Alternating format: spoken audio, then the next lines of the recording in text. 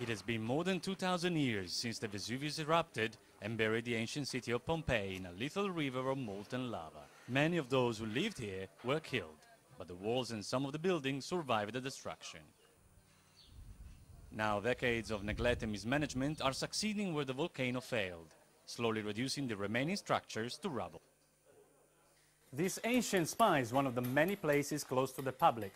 In fact, tourists have access to only 10% of the whole of Pompeii. Restoration here started in 1978, and the work isn't finished yet. We are only paid to fix the frescoes. We can't touch anything else, even though columns like this are in desperate need of restoration. The Italian government has recently declared a state of emergency at the site and has appointed a special commissioner to come to Pompeii's rescue.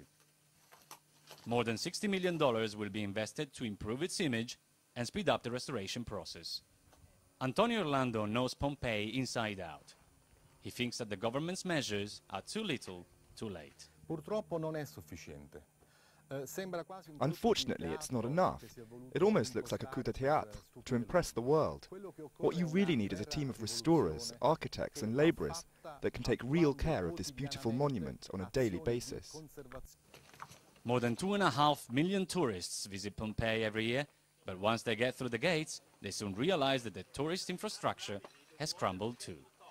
Much needed water is nowhere to be seen, and instead of being assisted by local staff, visitors are welcomed by dozens of stray dogs. I was actually sitting there when we bought our ticket. We saw there was one person taking our ticket, and then there were 4 people watching a laptop, just kind of hanging out, that sort of thing. They could definitely use some toilets somewhere. And maybe somewhere to get some drinks, some cold drinks. The only way to save this ancient icon, according to some, is to turn it into a business. Pompeii should learn from other cultural icons around the world, like the Louvre or the Metropolitan Museum in New York. You need to use merchandising and image rights. For instance, it could be sponsored by big companies like Warner Brothers or Google or Microsoft. A few kilometers away, a brand new virtual museum has just opened. Tourists here can walk through a computer-generated reconstruction of the city. If proper action is not taken soon, this might be the only way to see it in the future. Claudio Lavanga, Al Jazeera, Pompeii.